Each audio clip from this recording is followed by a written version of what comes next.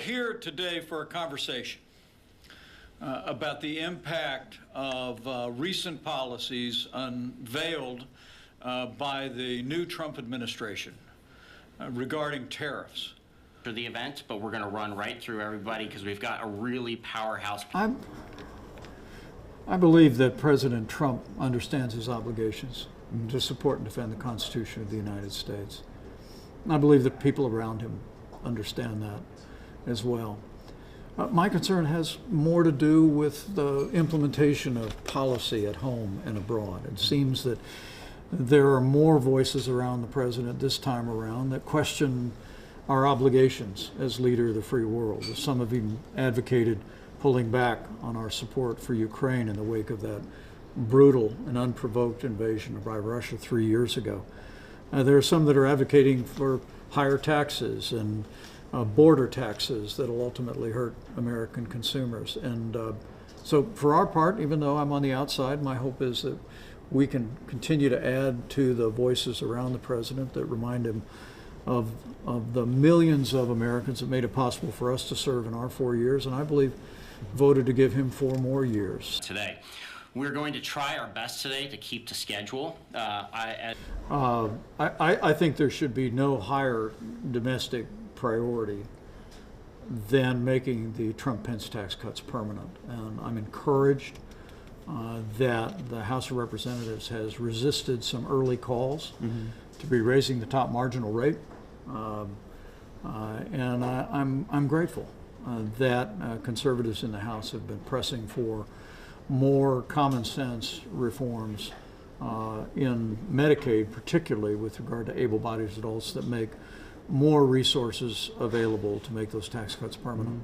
I want to push back against the idea of these across-the-board tariffs that we think are also. During our administration, we used the threat of tariffs very effectively. I think the American public should be concerned about $37 trillion in the national debt. And the reality is that while there are some modest reforms in Medicaid that are included in this bill, the truth is that whether it's the Congress or whether the administration and their government efficiency efforts, there has been a consistent effort to steer clear of the kind of common sense reforms of entitlements that will put our nation back on a path toward fiscal solvency and integrity. Right. Bob, you got. Underneath it all, I do believe that what's new is there is an effort in this administration to bring forward permanent tariffs in the American economy on all goods. Here in North Carolina. At the end of the day, what's good for the United States is going to be good for North Carolina. I heartily endorsed, and still do, using access to America's market, using the threat of tariffs to promote free trade with free nations. My one exception to that is when it comes to China. Investments that they otherwise might be positioned to make to the benefit of North Carolina because.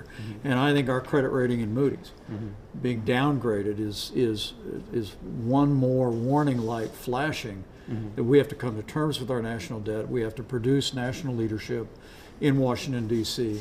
that'll bring those common sense, compassionate reforms to those entitlements, and that'll set us back on a path of fiscal integrity.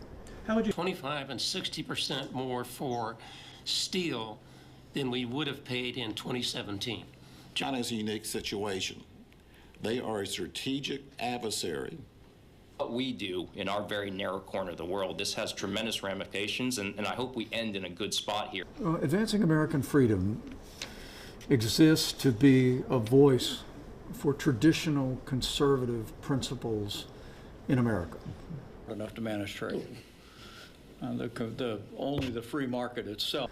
There's a big debate going on in the Republican Party today over whether we're going to continue to hew to our roots on that traditional conservative agenda, or whether we're going to follow a siren song of populism unmoored to conservative principle, a populism that questions whether America needs to be the leader of the free world anymore, a populism that questions whether or not less government and less taxes is actually the pathway forward, a populism that advocates the kind of protectionist policies that we've seen in the tariffs in the new administration. So we're going to continue to be champions of freedom and free markets, traditional values.